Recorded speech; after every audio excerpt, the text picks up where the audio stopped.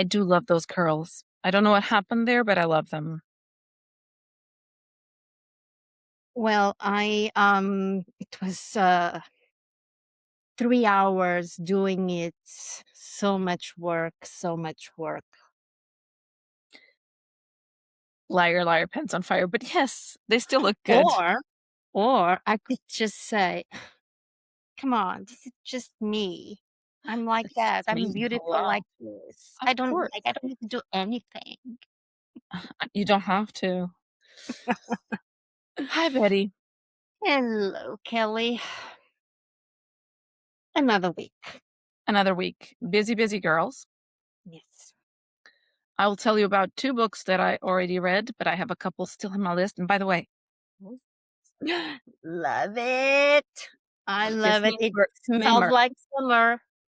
Yeah. Summer colors are coming in, but only in the hands. Hmm. And outside as well, which is good. True. I'm wearing a t-shirt already and I'm still hot, so yeah. Yeah. Fun. Okay, so bear with me. Yes. I think this week was the first week I didn't ask Estelle Kuntz for her book, and of course, that was the week I got it.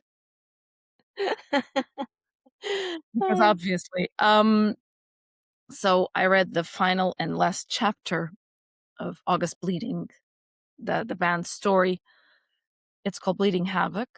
It is not for the faint of heart. Oh, okay. Okay. Lots of trigger warnings? Yes, but it's so we've already been down that road in the previous book where there Okay. was a lot of heavy subjects involved. This is the aftermath of that book, Okay. where one of the band members did something that I would call heinous. And while the couple in the other book gets sorted, the action itself is Mm, still there. And okay. this person needs to deal with the aftermath of what they did. On top of that, the band is going on tour. So that means everyone nice and close Oh, together. yeah. Awkward. Awkward as hell. And Yeah. on top of that, there is an opening act with a band that brings their own additional drama that, by the way, loved it. Loved it. But it's like, yes, we knew the story was heavy. Yes, I fucking cried beginning to end of this book. That's it. That's it. That was I started. I read it in one day. I started and I cried the whole time. Both because of what had happened before to what was happening then, the amount of guilt to kind of work through, and it's not a one-time thing. It was more than that. So there was a lot there. But I'm super sad because that means I ended the series and I can't. I want more. I love them. I love the boys. They're all amazing. Even Darren. Okay. Okay. Okay. Well, yeah, like, But yeah, yeah. it was the end of the series and I loved it. And well, going to my cart because that's the only one I'm missing for this collection. I have 3 of them already. So let me see if I can show you. They're all so pretty. I love them. Like, honestly, it's one of those things. First Oh, I love the and covers. third. And now Love the missing cover. the 4th one, right? I mean, I need to have the 4th one. My book Trophies for S.L. Yeah. Kuhn. I love the colors. I love, like, it's a So, great, so yeah, pretty. It it even like is. this. Pretty. Yeah. So I'm Okay. just waiting now for the 4th one in order to close this series. But honestly, I'm not sure I'm gonna let go and, you know, summer is I coming, the beach is coming. I feel a reread. I feel a reread because I love them all. Yeah. Um, but with that said, Stephanie, now we need to talk because we just closed the series, right? So Stephanie to the gotta grow 'em up. reception. Exactly. We need to talk. But honestly, I love the way the series comes to a closure. I don't like a couple of things, but we'll talk, Stephanie. We'll talk because I need Well, more. You can't just say, "Oh," and then everyone. No, no, I need more.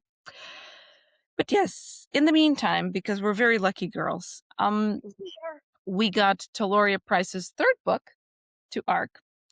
So we've already read 2 of her books in the Crimson Crescent series. And now we got the third one in this collection. It's coming out when this episode airs, it's already out. So I'm gonna do my best to get to it quickly, but I'm very curious about Celeste and Maximus. What are they doing? What is happening now? So I'm gonna be reading that.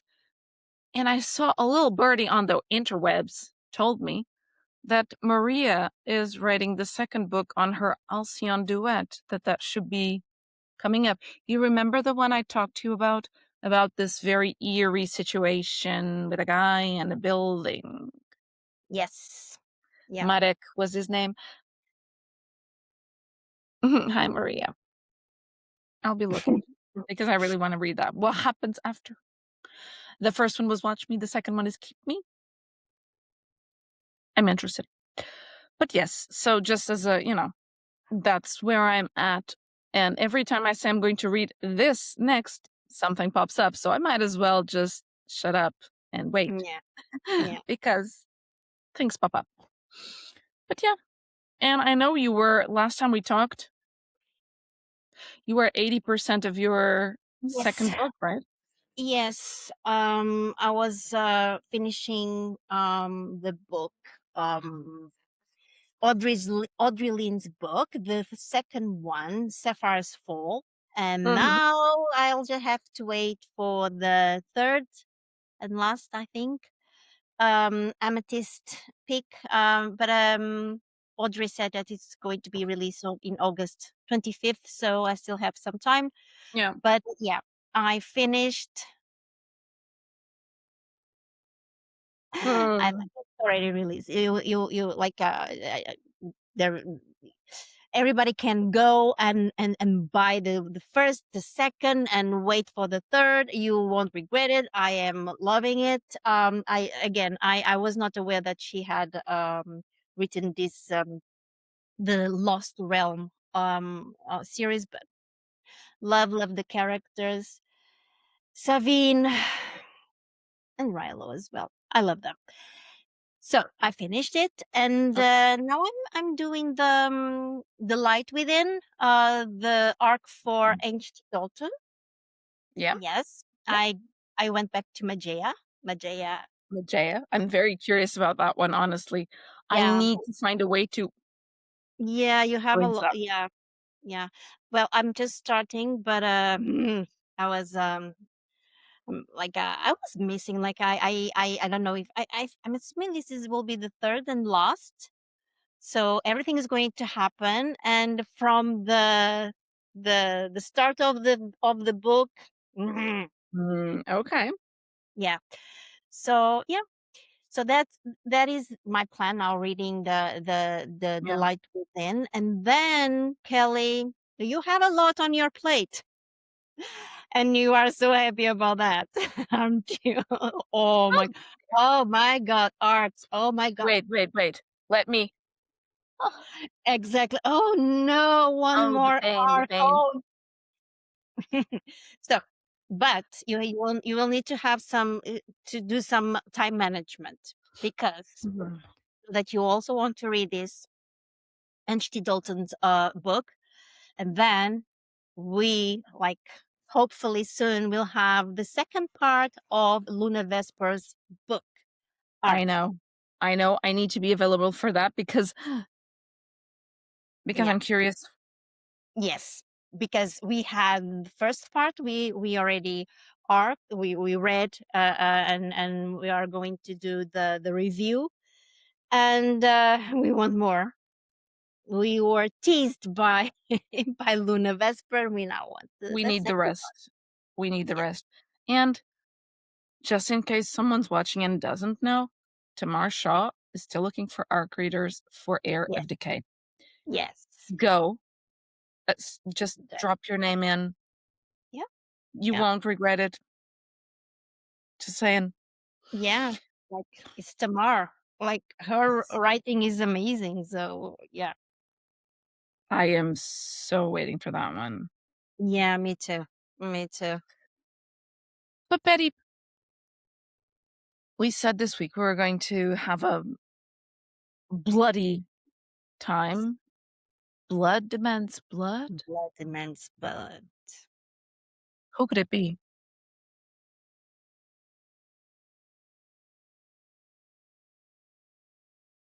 Let's welcome our guest. Let's welcome Anavrin Jay. And finally, we have Anavrin Jay with us to talk about all things bloody. Yes. Absolutely. Hello, 'Cause everybody. blood demands blood. Hello. Blood does demand blood. Oh my God, did it? Oh, you've both got your physical trophies. They look Of course gorgeous. We had to. We had to. Isn't she I mean, gorgeous in real life?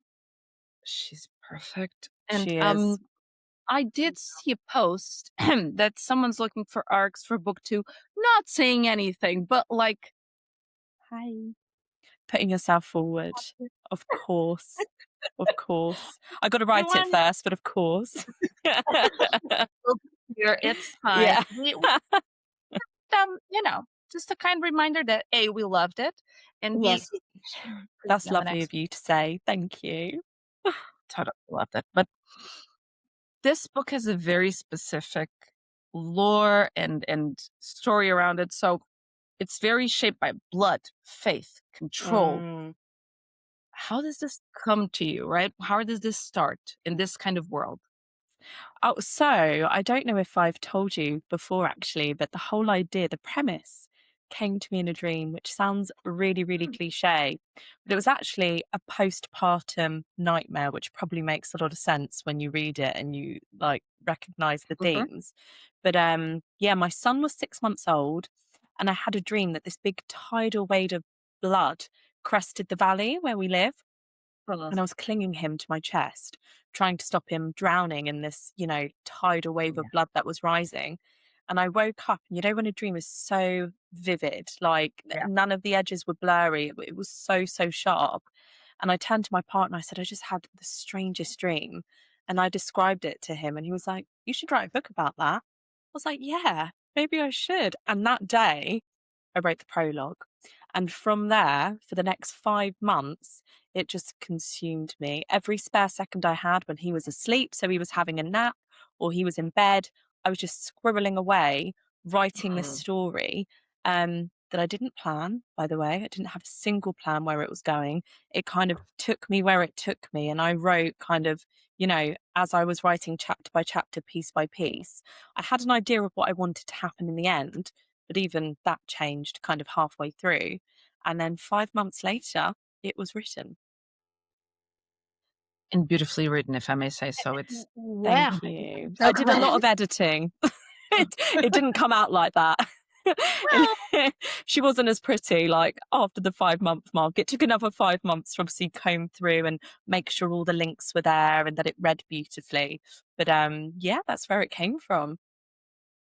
we loved No it. idea. But Yeah. wow. So, Yeah. but was this your first book?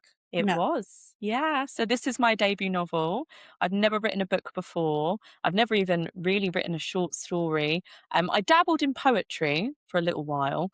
I mainly used to write like my family poems when I was broke and I couldn't afford a birthday present. So I'd be like, here you go.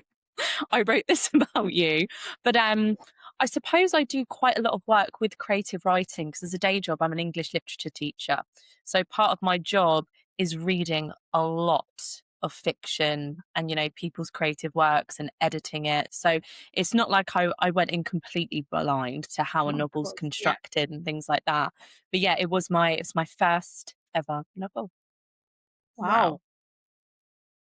Great. That's a wow moment because it's amazing.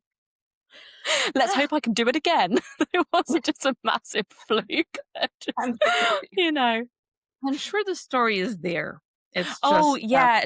I mean, as I was writing it, I originally thought it was going to be like a standalone. And then it was becoming very, very clear as I was progressing further and further into it. I was like, there's no way I can wrap this up in a single book. So I did have to, about probably 3/4 of the way through that first one, I started thinking about, how this is going to progress and where it's going to go and what I want the end game to be. And then I did, roughly map out the main premise, and I was like, I need 3 books at least. I'm hoping if I rein myself in, it will be 3 books, but I'm not saying no, that there might not be, a sneaky novella in there somewhere. But I'm hoping if I keep, an ordered ship and tight enough reins on it, that 3 books is probably Well, where it's going as to end long up. as long as you don't took like 10 years between books, I'm okay with Well, that. I am hoping I'm not going to do a George R.R. Martin on you, because I wrote this one quite quickly.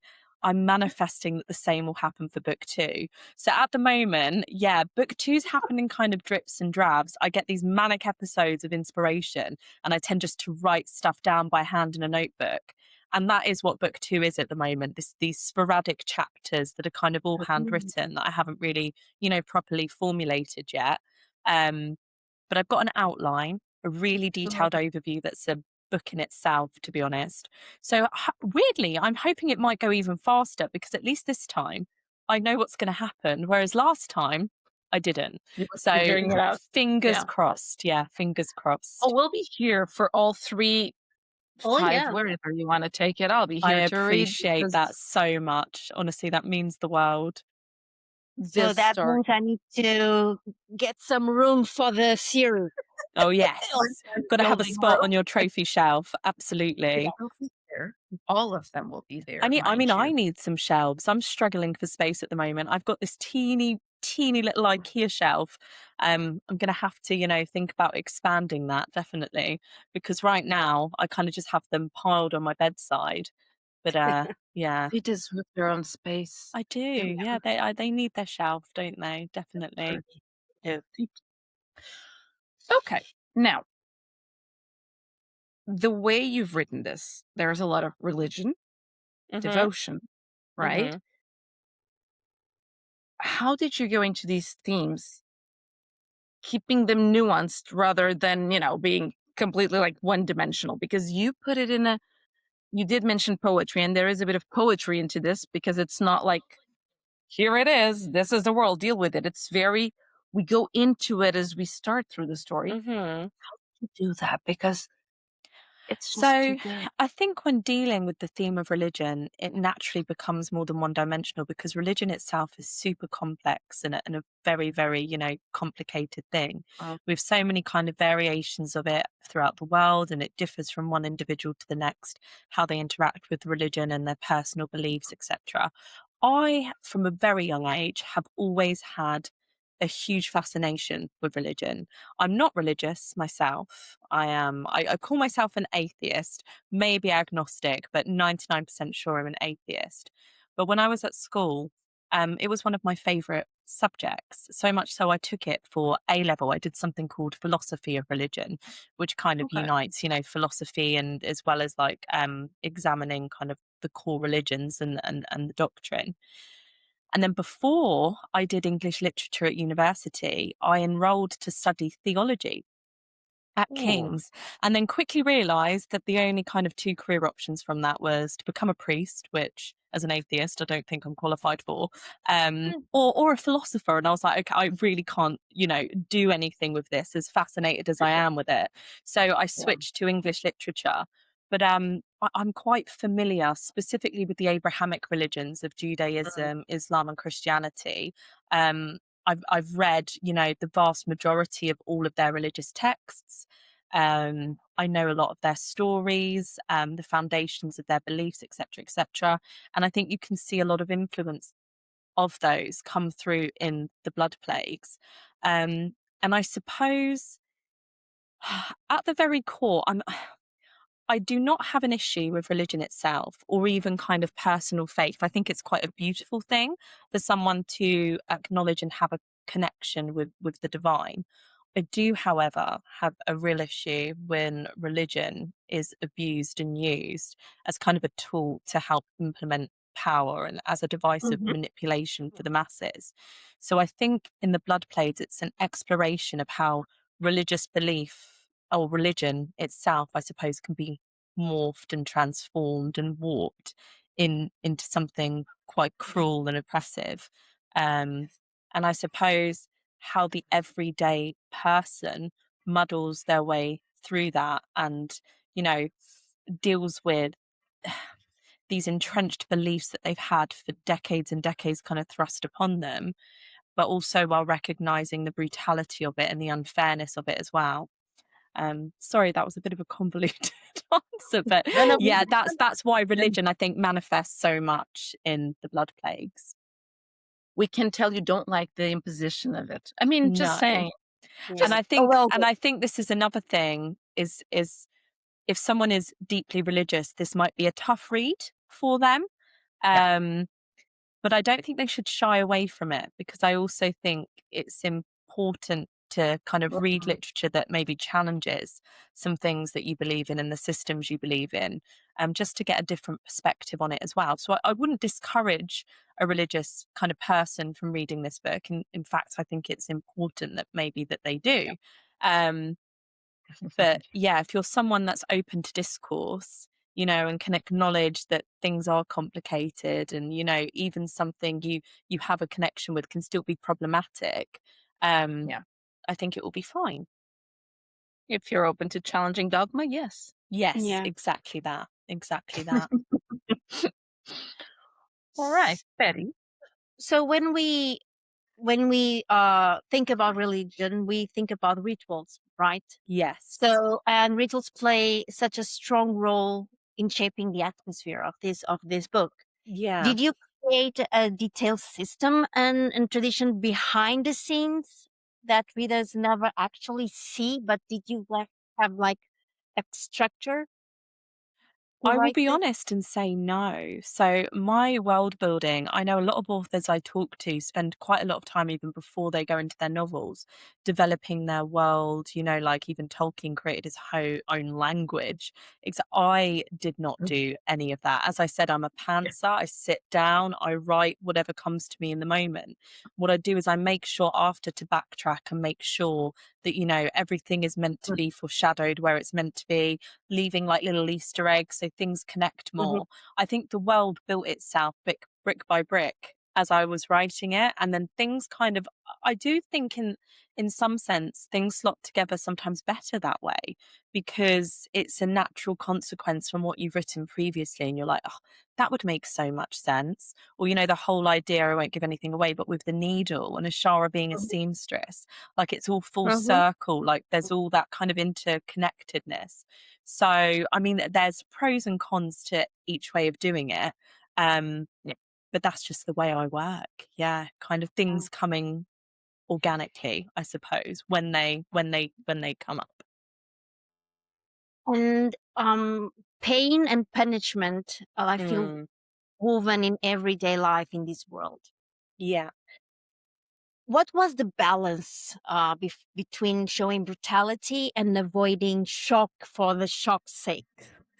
Do you know what? I think sometimes the blood plagues does shock for shock's sake. And I think that's the point, in the Okay. sense that kind of these systems of power are brutal for the sake of brutality. Like there's no other reason other than, it being another device that they have in their arsenal to control the masses. And that Mm, threat, that fear is what keeps them yeah. functioning and in power, rather than, respect or kindness or admiration. That fear is Yeah. is kind of what's the most important to them. So I suppose I didn't go gratuitous with it when I think it didn't need to be gratuitous. So, for example, we know that Inquisition happens with Ashara very early on in the novel. I Mm-hmm. chose to write that off page because I didn't think that served any purpose in me going into detail about that experience. I thought that was Mm-hmm. quite an intimate, thing to Yeah. happen to her. And I kept that for her. That was, we knew what was I didn't need to describe in detail. It's inferred enough and referenced enough that I don't think we needed to see that. Whereas in the other cases of violence, there's always a point to them. And again, I can't go into too much detail to not give away spoilers, but each of those is a metaphorical representation of something larger than the act itself. So what I will say is, like, when people read this, pay really close to attention to what body parts are being hurt or removed or tortured, because they're all symbolic in their own way.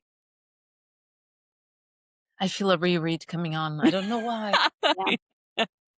Man, I feel a reread. Not that I mind. I mean, Oh no, it won't be a punishment for us. Are Yeah. either of you squeamish? Were there moments where you were like, or are you quite good with blood and body horror and Oh gore? yeah. yeah, okay. Yeah. No, Yeah. no It doesn't squeamishness. bother you. Yeah. No, No, with It just this. find it awesome. It doesn't bother me. When I read about things like that, I definitely feel something, because obviously it's quite visceral, but I'm never someone who's like, oh, and like can't read. It's different when I see it. You know, when it's like visual, like on a television Visual is different. program or a Yeah. series. Yeah. But Yeah. I don't know, reading it, there's kind of a buffer between me and there. I don't know. And I think you feel, to be honest, in your story, again, I didn't feel it was there just because. Yes. Like, it was part of a bigger thing. So you're not like, oh, okay. You kind of, Yeah. okay, this is happening, but why is this happening? There you go. Right? Because Yeah. you kind of know there's something larger happening. So maybe that also helps a little bit with the squeamishness, but it's more like, but why? Why are they doing it this way? Yeah. Yeah. So that yeah, but I still want to reread because I just want to have a bit more fun. And I do miss a certain butcher. Oh yes. I'm sure I've seen your list of questions. I think we've got a couple about him. Yeah, people love the butcher. He could come with a whole box. That's fine. Yeah. We'll keep the Oh yeah, box. the box. Yeah. But In the bring me- beginning, it was like, who's this guy? Yeah. And I'm like, who's this guy? You nailed it. There was that transition, wasn't there? And I think the moment you sense that shift is that first interaction he has with Shara in his kind of office, again, trying to keep it spoiler free. But I think I let a bit of his personality come out then.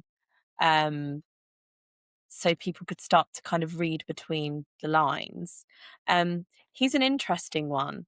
So the name, by the way, so the butcher, I know it's quite a common name in like games and series, and it's been used in various kind of variations in a variety of different medias. But I actually got the name from Macbeth. So at the end of Shakespeare's Macbeth, him and his wife are referred to as the butcher and his fiend-like queen, because Macbeth is always quite skilled with violence. Like right at the beginning, he's depicted as this, like brave soldier who carves out his passage on the battlefield.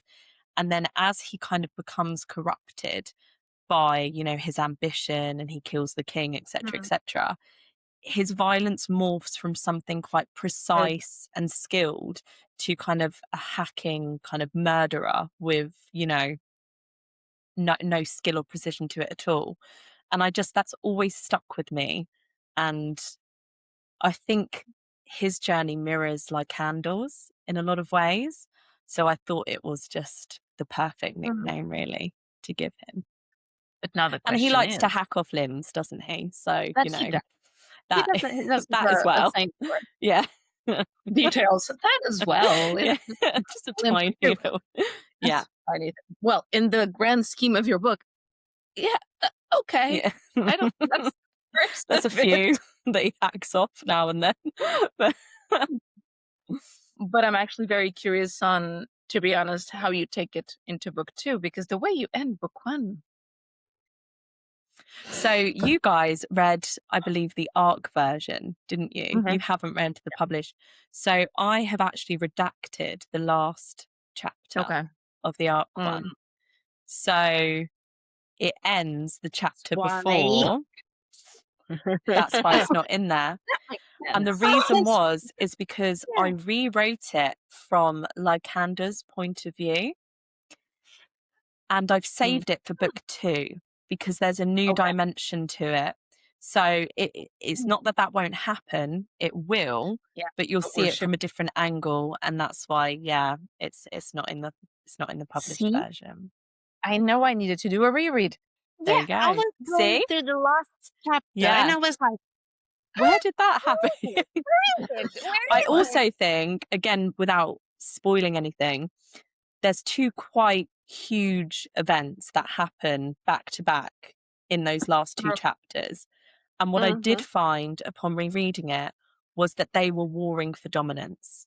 Do you know what I mean? Like, I didn't think the previous thing had as much Mm, weight to it because it was okay. followed up by that second. And I wanted readers just to sit with that for a moment and that be kind of the final note before book Okay. two. Yeah. So that was the reasoning for my decisions. But yeah, who knows if I made the right choice on that front. But that chapter isn't going anywhere. It will be in book two, but it's just slightly rehashed. Again, in case you were wondering if we're interested, if you Yeah. hell yeah, sign us Okay. up. Yeah. Okay, I'll sign you up now. I'll send you over the sheet. thank you. Thank you. We'll just go in A and bit just say early, but we'll it's we'll like do it. what book? Any book. Okay, any Any. book. We're Yeah. down. We're down. Yeah. Because I am someone that hyper fixates. So I've had a couple of people ask me, like, are you working on anything else? Is there any other projects? I will not be able to do that until until you this have one this is done. finished. Exactly. I can't, my mind cannot be like, But this drawn one in is two very different immersive. ways. It's It is, very and it's immersive. heavy, isn't it? It's not just kind of like a light novella that I could, tinker No. with and put it in a box and move on to something else. I mean, when I'm in it, I'm in it. And I'm kind of, and I'd find it very hard to be with different characters in a different world and Mm, switch between the two. yeah. So, but that's good That news because that means I will hyper focus on book two and get it done quicker rather than, having all of these different projects. But yeah, well, I've got to open the gate. I've got to sit down, and once I start it, hopefully I will not be able to stop. When that Google document is opened and I start typing up my notes that I've got from my notepad, um, I'm hoping whatever possessed me in that first draft a year ago will that's just what re-enter, yeah, my body. That sounds weird, but you know what I mean, again, and just take control and let it flow through me, basically. whatever you need from us will be here, even if it Thank is just you. to read something and let you know we're here. That's very So kind of just, you. That's really kind of you. get out there. Okay. But now going back to some of the writing moments, Hmm. was there ever a moment while you were kind of drafting through and you thought like, well, that escalated quickly? I'm sure you had a couple because again, we just mentioned some limbs. So, All of the torture scenes, I don't know quite where that comes from. I'm not a violent person by any means. And like I said, I'm quite squeamish when it comes to like series and watching it on television. Originally, many moons ago, I wanted to be a midwife and then quickly discovered that the sight of blood turns my stomach. And whilst I don't faint or anything like that, I was like, no, I don't think I'll be able to endure that. So when I was writing, particularly the one with full staff and his Mhm. hand of God, I was like, Jesus Christ, that's quite, where did that come from? Like, why have I got so carried away with that? But I think in the moment, I was just in that scene and going through my head, full staff is an abhorrent human being and character. And I was kind of thinking, like, what's the worst he could do in that scenario? Which is why, when you think it's over and then it's not over, I was like, he'd take it that next step, he'd push that boundary. And I think that's why I pushed those boundaries too, because I was just in his head, I suppose. I think you personally don't like blood. Your alter ego, she Likes likes blood. blood. Yeah. Loves it. Well, it's very, very centered. The whole thing, like the blood plagues, blood is at its very heart, I suppose. Yeah. And I think that's because blood is a motif, it's a symbol for life itself, isn't it? It's the Mhm. thing that kind of flows through us. I think it's like Candor that says it, like it's not stagnant in our veins, it's fluid, it moves, it's life Yeah. itself. Um, so blood can be, life and death. It's two sides of one Yep. coin, which is why it just appears again and again and again. We love your alter ego and her Thank you. bloodthirsty Yeah. moments. We'll call her Falstaffina or something. I like that. Yeah. Faustafina. Yeah. Faustafina. Yeah. I mean, let Faustafina. her come back. Give her a little Yeah. bit of space. Let her come back. Maybe with a vengeance to make it She's in even. hibernation at the moment. I'll let her She needed. breathe, She then I'll needed come a back. break. She did. She needed a Yeah. Things got intense. break. You think? Yeah. You think? But Oh. do let her come back. Faustafina needs to come back and release something. She's not gone forever. She's just on a little secondment right That's now. She'll She'll be take a back. break. Yeah. This was something. Okay. Do you have any moment where you're writing and you just mentioned like the notebooks? Is there any moment where you're like already in like an edit moment, but then that one additional idea and you're like, oh, let me jot this down for later? Do you kind of So go to my and fro? ideas tend to come to me like very late at night or when I'm in car journeys, being a passenger princess, like my partner's driving. And then I'll just Mm, be staring out the window and I'm, oh shit, yeah, that's a good idea. So I have, the notes app on my phone. I've mm. just got, if the police ever hacked into my phone and saw that document, it's the most bizarre compendium You'll be in of all trouble. of these kind of scattered, fractured, like ideas for at different points. That's when I don't work chronologically. Like when those ideas come to me, I just write them down as I write them down and I'll return back to them later when I kind of revisit that scene. But I suppose my editing process is I tend to write a chapter and then go back to it and kind of Mm, comb through it a couple of times. I mean, when I had my first round of, they weren't really beta readers, they were alpha readers because I was kind of giving it to them as a weekly installment. They were getting like a chapter or two from me a week. And I'd okay. kind of live edit, which is why it probably took me a shorter amount of time to write than it does someone who has a different process because a lot of the changes I was making as I went, I was viewing it almost like a student essay. Like if I was the teacher and I was marking it, and this was a piece of creative writing, what would I say to them to improve it? Like what would I red pen, blah, blah, blah. And I think having that mindset already and being kind of like trained for that just Yeah. helps me do that a bit more quickly. That's all. But I have to take a breather from it. I can't do that straight after a chapter. I have to, have a day or so to go away and then come back with fresh eyes. Otherwise, you just get bogged down and the words start to literally bleed into one another and none of it makes much No. sense. Yeah. Fair. Mm. The breathing Yeah. moment. Yeah. And emotionally, which scene was the hardest to write? So the last scene, the one that's in the published version, that I suppose felt really cathartic after. I think that's because I was building up to it so much and I knew what was coming. And then I'd become very emotionally attached to Ashara. And I think I was in her headspace at that moment. And I'm not someone that cries at books. Like I really, really don't. But I do remember I was in the art club, which is like this local bar where I sometimes squirreled away at the back with my laptop, had a coffee that maybe turned into a wine after like 3 p.m., dependent on how long I was there. Exactly. Yeah. Bit of afternoon drinking. That's fine. It's Of fine. course. It's the culture here. It's all good. So I remember after that, I felt empty. I felt really, really kind of like hollow and drained, not upset, but just, yeah, like I'd gone through something like an assault course of some kind. On the other side of that, the hardest scenes to write, not emotionally, but just the little bastards, are transition scenes. When characters are moving from one place to another, it is so difficult to describe it in any other way than they walked down these steps, like blah blah blah. It's like, how do you make like those small kind of, journeys that need to happen interesting?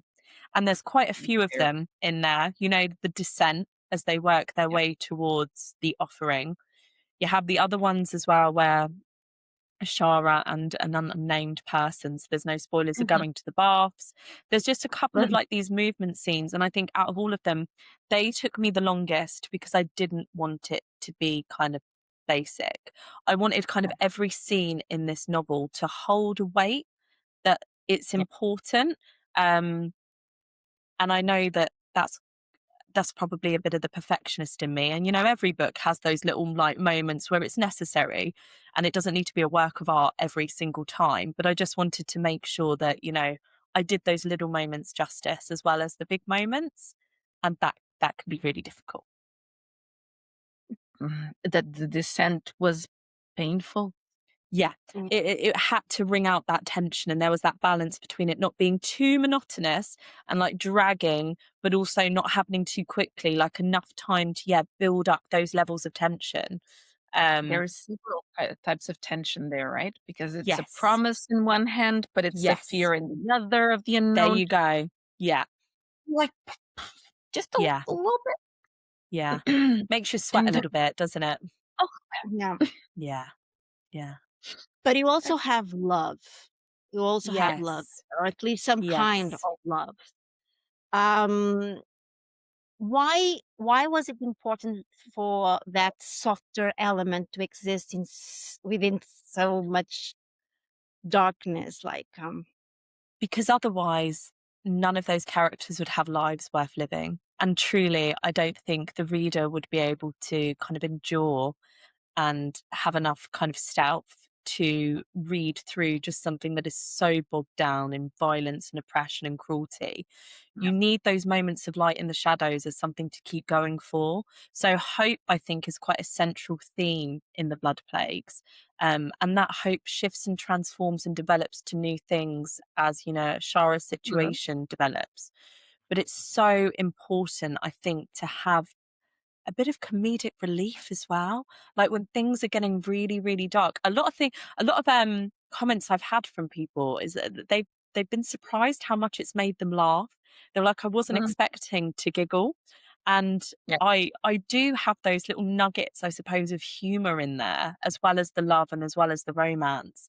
Because humans historically, no matter how dark things have got, we find moments of light in those darkness. And it might just be the British in me. We've got a very like dry sense of humor, but it's a coping Like, mechanism. When things yeah. get really, really horrendous, we tend to laugh about it, just to lighten the Yeah, burden and like, have something lifted off our shoulders. And I thought yeah, that's a very human thing to do. In this situation, people wouldn't always just be huddled in corners, crying and shaking, even though you think that that's probably what you'd do if you were in that situation. And there's definitely, elements of that and characters that do that. But you'd be clutching at those straws for those last kind of little morsels of humanity, those moments that make you laugh and make you smile. So I thought it was really important to include that in there. In terms of love, so I don't know if you feel the same, but I think the Blood Plagues is really hard to categorize in a certain genre. But I've always been adamant that it is a romance. So I know it reads like a high fantasy at some points, and I know like it's a dark fantasy, but the romance on the end is so important because it is. It is a story about love. It's a story about many other things as well, but that is the one thread that runs through the entire thing. Um, and I think readers should go in knowing that I think the romance and the other plot are neck and neck, aren't they?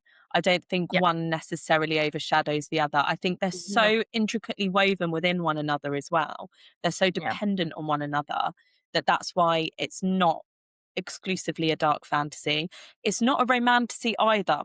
And I think Mm, that's another missell if people go into this thinking it is, because yeah. yeah, it's probably the closest I can describe it is a dark fantasy romantasy with elements of body horror and grimdark. So yeah, just an amalgamation of all those things kind of just smushed together and presented to you in one clot of But blood. There you go. that's actually what I just randomly I Clicked on it, there actually you go. saw a post yesterday or today about your book. Yeah. And I think everyone struggles exactly to do that, which is like, so if you had to describe this book in a drop, there is not one genre. The That's also what comparisons are hard. Yeah. it's a it's Comparison not like, is oh, difficult. if you like this, that there is no if you like this, then read this. We would need like 10 books around it and say, like around this section, Yeah, yeah. it's like maybe that read this. here, it's got a little bit of that there, but Oh, it's well, like that there, and exactly. it's like that there. And I think even people who haven't liked the book, because obviously I'm a bit of a sadist and I do like looking on Goodreads, even though I shouldn't. The one thing that they all say is that it is unique, you know, even if they vibe with it or not, it's something different. And I think that's That probably because I didn't do no forward planning and I just wrote a story that didn't have any like, oh, it should be this. Like I didn't need to fit anything in a box because I wasn't exactly. planning on making a box. I did make a box. That's another story. But I wasn't planning on it being a certain genre. I was just writing a story. And I think that's why it probably presents itself as such a kind of multifaceted genre because it is. It's elements from all of these different things that I enjoy kind of, smushed together in one.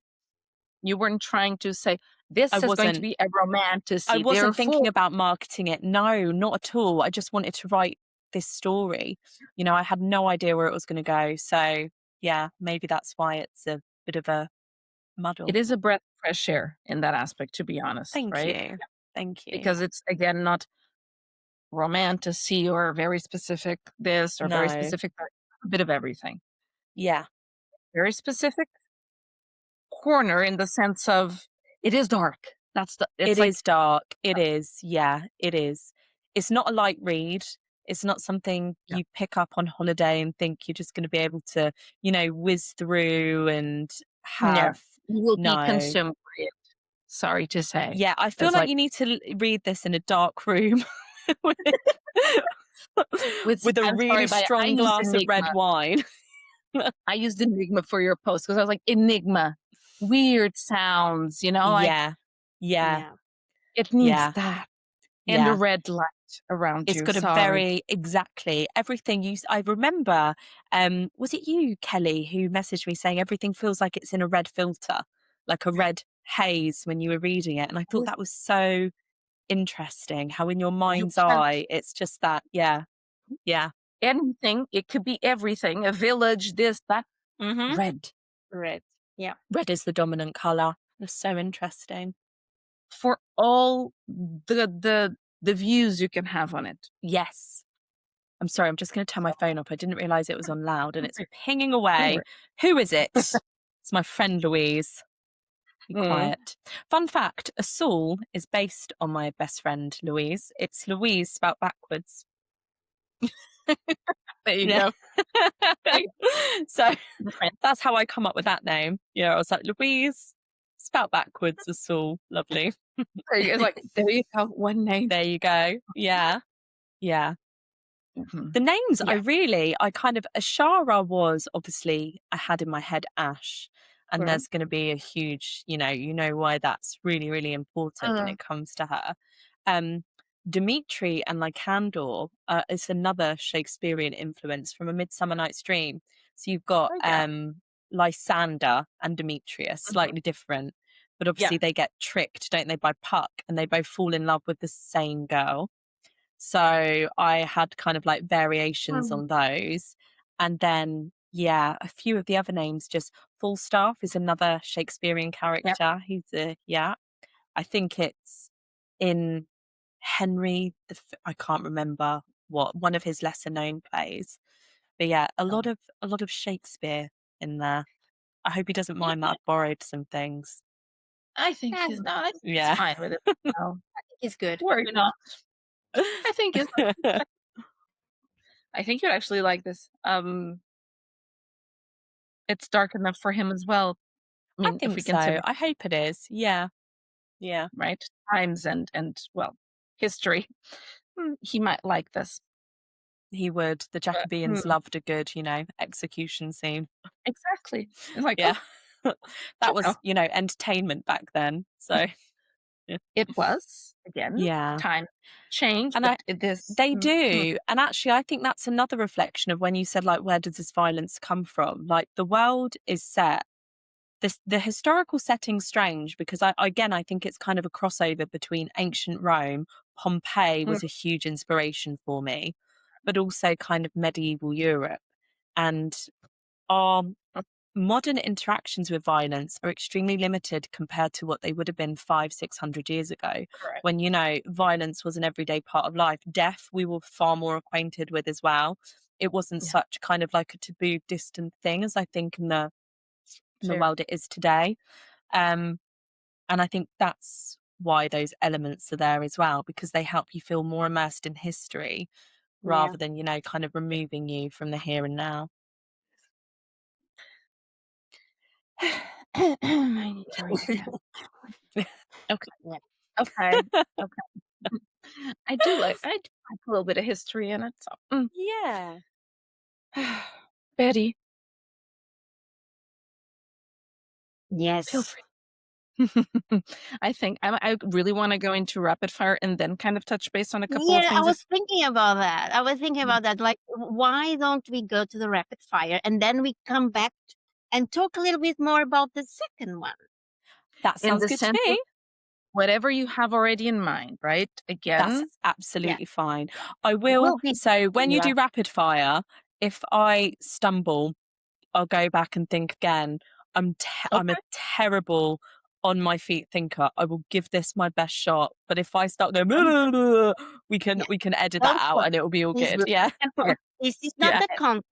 Yeah. Contest. You don't have like a timer. Just No. Oh, I'm so competitive though. I'm like raring to go like it is. I'm like, yeah, come on, I want full marks. like, where's the bell? Yeah, I know Yeah. this one. Okay. The one thing I will say is you get to choose both. In situations where it's either or, you get to say both. Okay, Because that's good to sometimes know. That's it good is to on know. purpose to kind of Yeah. see Yeah. where it goes. Okay. All right. Let's do Then it. rapid fire. Go for One it. character in one word. Think of a character and just say one word. Resilience. Mhm. Favorite character. A soul. Mm. Most difficult character to write. The High Druid of Dendra. I wonder why. Most chaotic character. A soul. Again. Okay. Mm-hmm. Most misunderstood character. Osric. Character you trust with your life.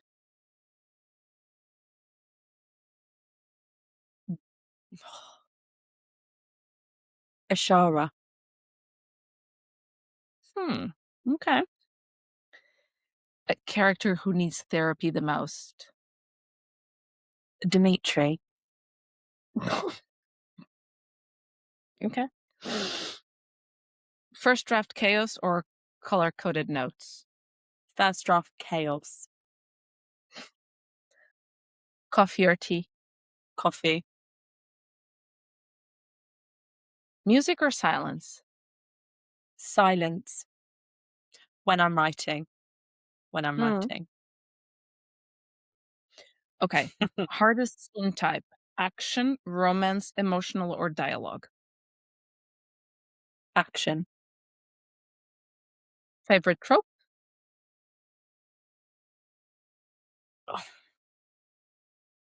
Let me think about this one, because that is really, really difficult. Oh, it's a toss-up between three, but I'm going to go with female rage. Oh, that we got. Even though I don't think that should be a trope. I just think it should be its own thing. You know what I mean? A default, if you like. We should all just be Fair. angry all the time. World we live in? Yes. Yeah, exactly. Yes. Okay. Least favorite trope. Miscommunication. Yes. We agree. Okay. One scene you couldn't stop thinking about while writing. One that really consumed you. The one I couldn't stop thinking about was, oh, this is going to sound so corny, but the spicy scene. Because I was so hyper fixated on getting the balance right, basically. Mm. hmm And it was a little bit of time waiting for that. So There was a huge build up, so I had to do it justice. which you did. Okay. If your book had one specific warning label, what would it say? Do not read if you have a weak stomach. Okay. If your book had a soundtrack, what song belongs on it? So the staple song that's become synonymous really with the blood plagues is Aurora, Blood in the Wine. So Hmm. it's just something now that I just unionize hand in hand. And I wrote, like, a lot of my inspiration is from Paloma Paris, Hmm. The Last Dinner Party, Hmm. and Aurora. I suppose those three, if you're thinking of the vibes of the blood plagues, that's your go-to. Okay. And Okay. now I think there is one that's not, well, it's in a different way, but I'm going to Yeah. ask it this way. Legally speaking, how worried should we be for our favorite character in book 2? You should be extremely anxious.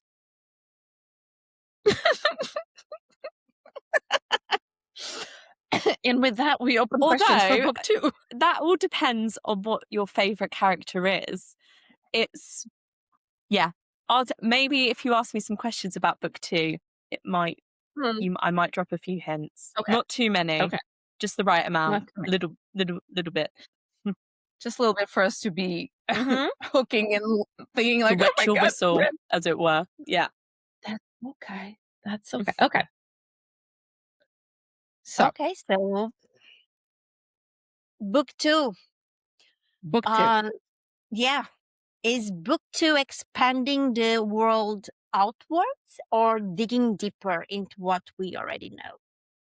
We are 1,000% doing an expansion. So book 1 feels very claustrophobic and insular, and it's Mhm. designed to be that way.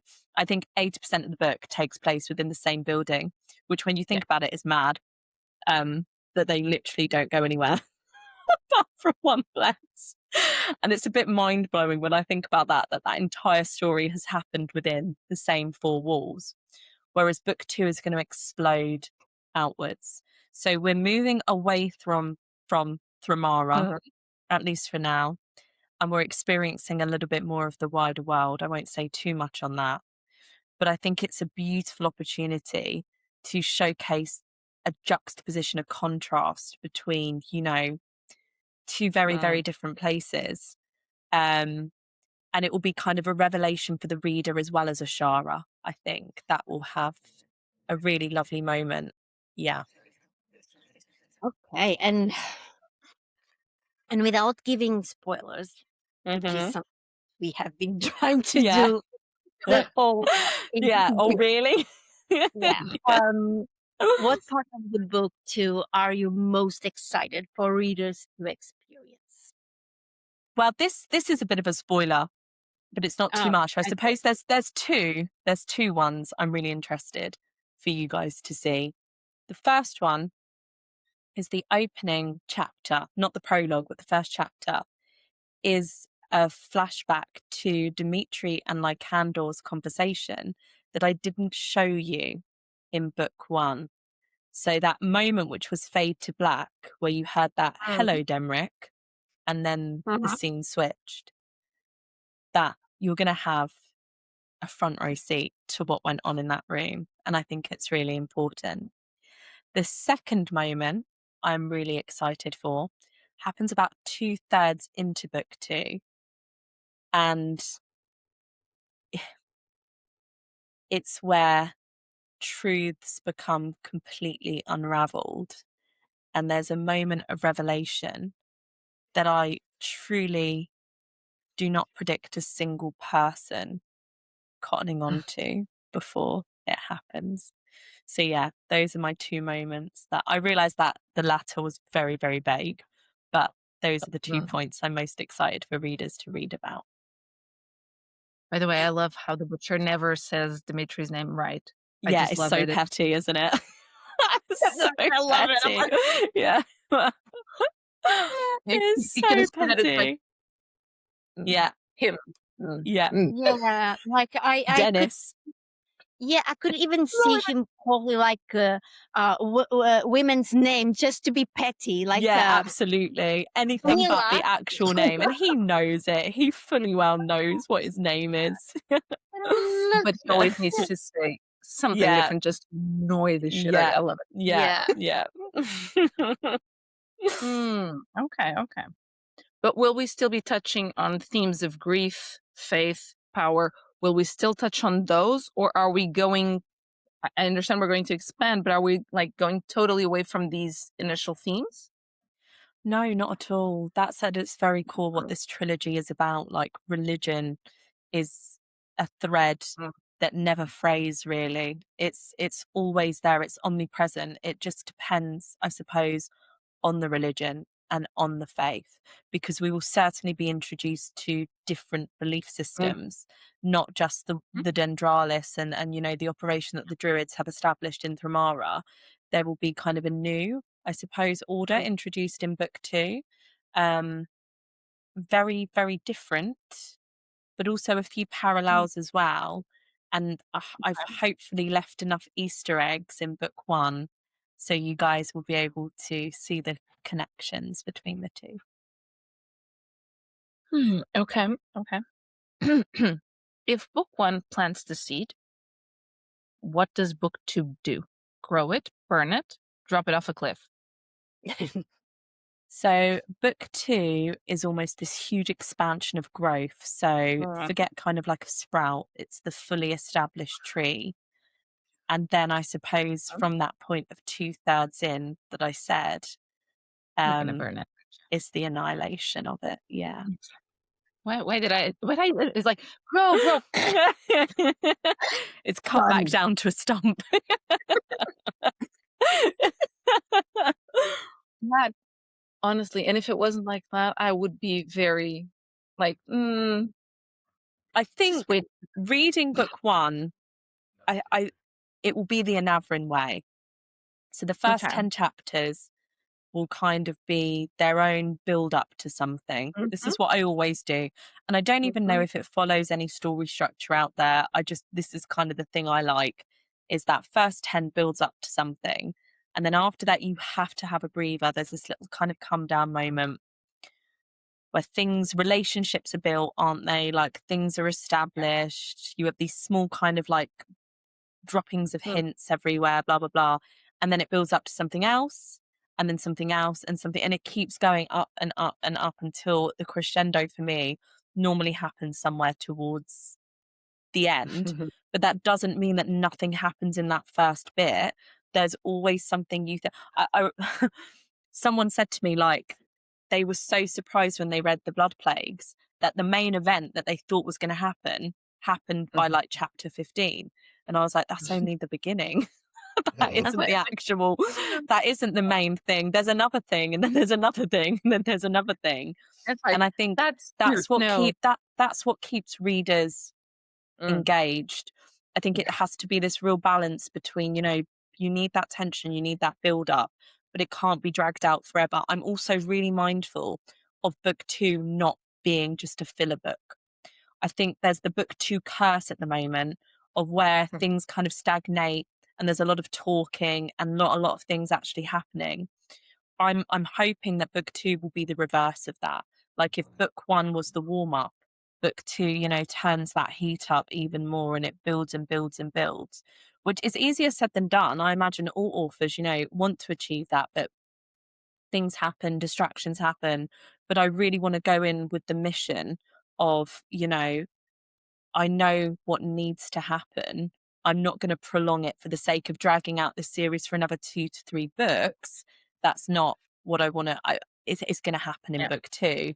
It's about, when I introduce those kind of core key plot moments versus the relationship building, which is going to happen Mhm. obviously in book two. Bridges have been burned. Will they be rebuilt? Who knows? Um, Hmm. and yeah, setting up for the final book, which is just chaos personified, I suppose. Okay. I just Have I you just seen the imagine form book three already? is called The Yeah. Blood Bond. Book 3, Blood Bomb. Yeah, there you go. Yeah. The blood nuke. And yet I'll be there. Yeah. God. Yeah. Okay. Okay. Describe book 2 in 3 words.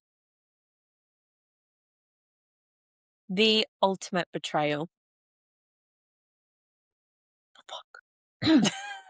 Killing me. You're not helping. Hmm. Not helping. She's helping her case because I'm Yeah. going like, okay, I'm going to reread this and then I'm going to be pinging her. By The the way, key question is by who and to who, You're I not think, helping. is what you won't guess. Mm.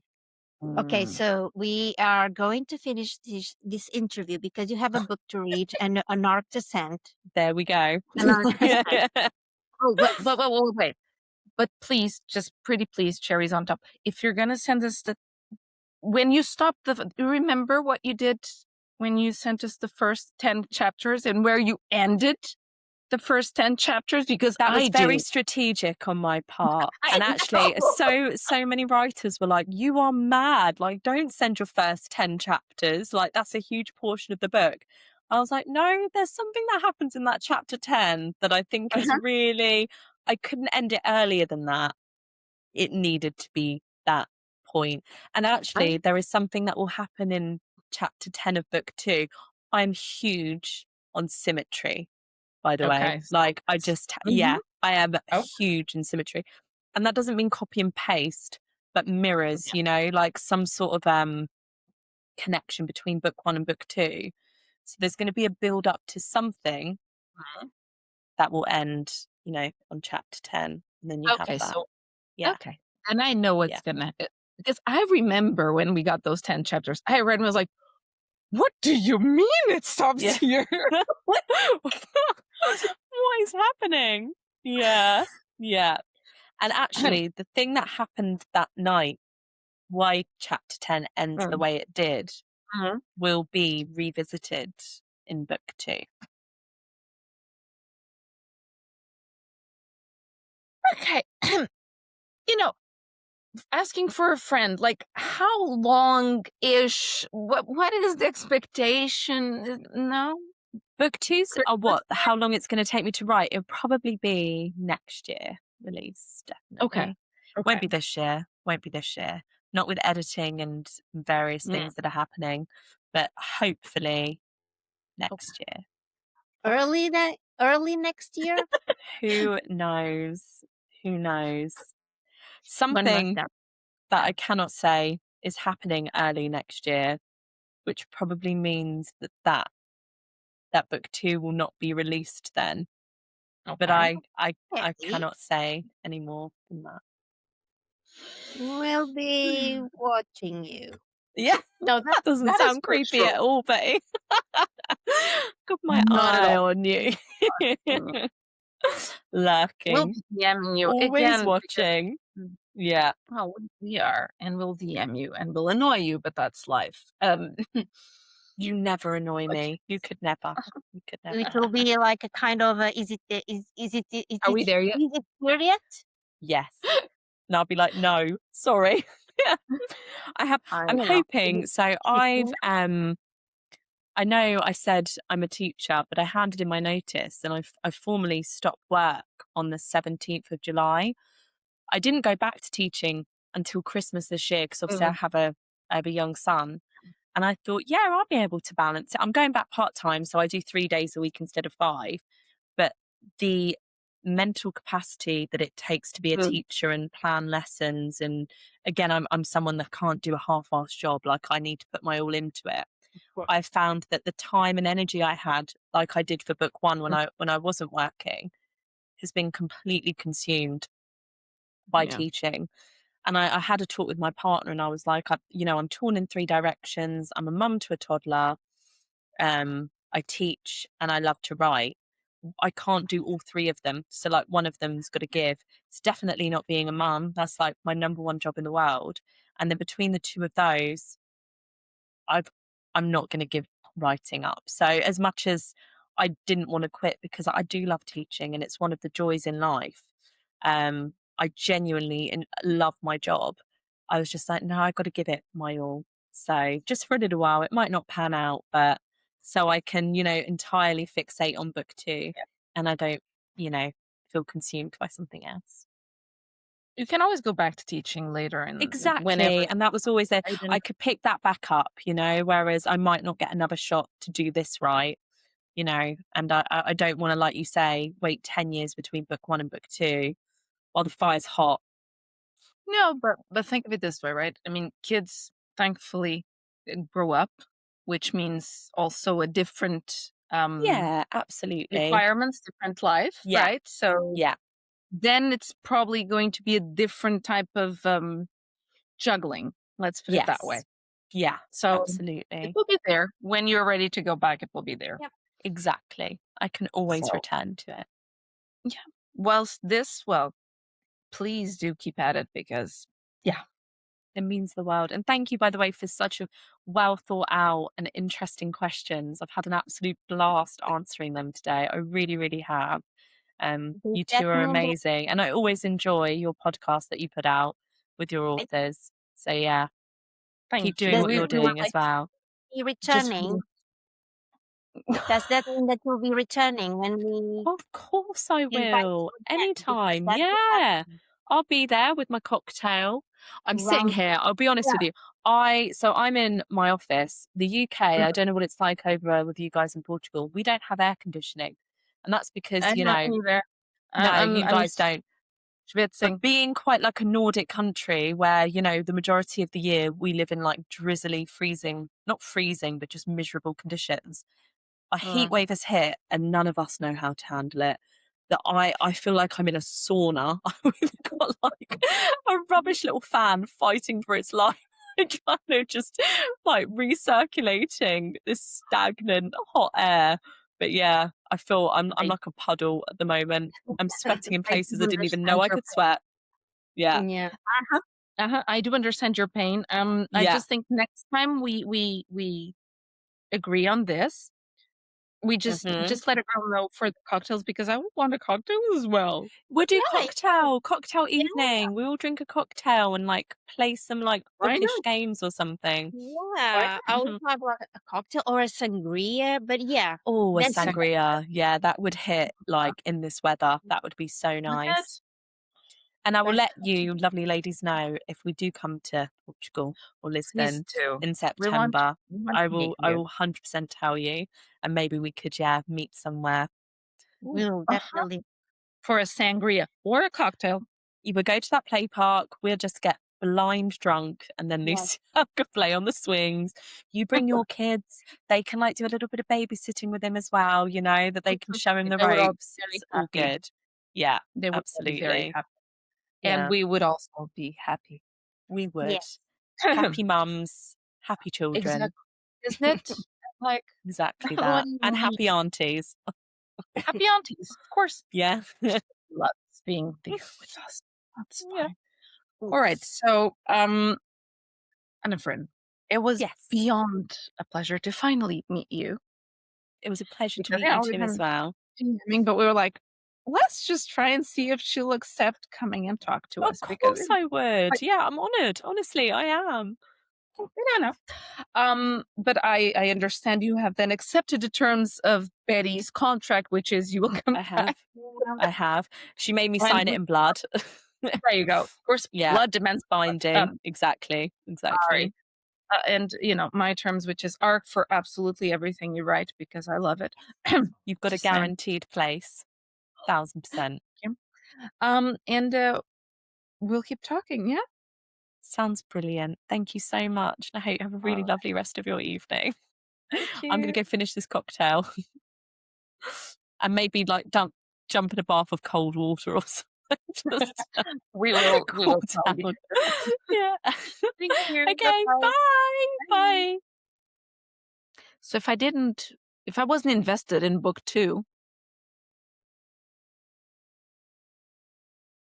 right? We are ruined. We can't. We have issues now. Even more. Why do we do this to ourselves? Why? Because it's fun. Like now, yeah, it is fun, but so Now we'll be waiting. note to ourselves: reread book 1. Reread Yes. Blood Plagues. Yes. And stalk Anavrin so she can write the second one faster. Yeah. Fair. Fair. Why not? Yeah. And basically it's that. And repeat. Rinse and repeat until we have the second book in hand. Yes. No, but it was honestly, I just loved meeting her. She's so cool. It was amazing to meet her. It was amazing to know more about why this book came to life. Yeah, like And again, Love. if I wasn't already in love with this book and invested in this universe, Yeah. Now it just you would. Yeah, now you would. Yes. but yeah, fun. Again, always good to meet another friend. Yes. Yes. And I really hope to visit us. Oh, I We hope will so. have a blast. Mhm. And We'll next have time, next time, next time, guys, you see us with a cocktail in our hands, you know the Anavrin will be our guest. That's true. Yeah. Because I'm that sure will that- happen. Yeah. That will happen for sure. Well, I think we're not done with guests yet, are we? Of course No, not. No, never. Never. sort of. But vacation time is coming. But Yes. Yes, true. we're gonna blossom something, word something. We I'm lost. are. Yes, we are going to blossom in a way that you will think you are on a different era, on a Oh. Netflix series, Ooh. and you will also be lost in a realm. So, yes. But for that, For Betty, that, yeah, for that, you will need to subscribe to our channel. Like this video, don't forget it. Like it, comment the video, and then go to Spotify and do the same. Subscribe to our podcast, like our audio, our podcast, and show us some love on Instagram as well. And that's it. And next week we'll be here. Same We'll be place, here. same time. Bye. Bye bye.